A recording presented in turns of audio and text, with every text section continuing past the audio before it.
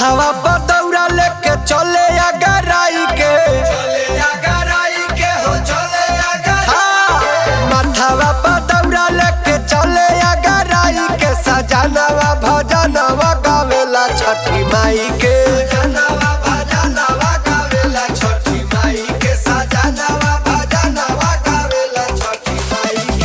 फल फल हरिया ठेकुआ सजाई के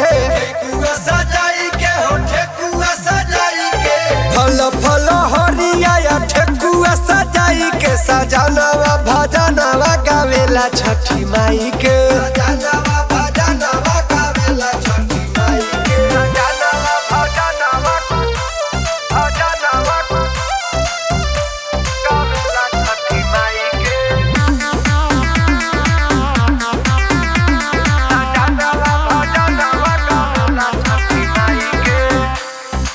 ऐसन दिहलू हमके पति बहुत खुश भइनी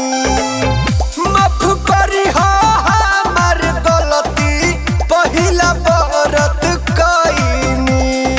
ए माई जोरे कलशुप जोरे नारियल आई के सजनवा भजनवा गावेला छठी माई के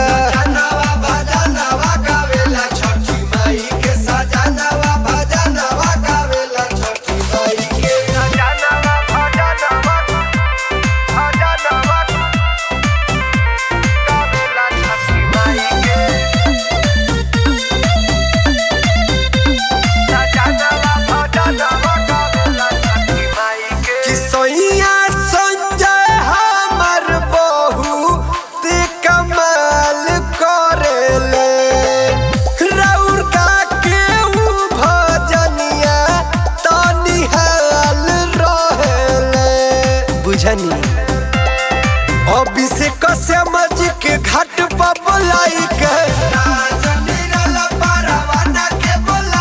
सजनवा भजनवा गावेला छठी माई के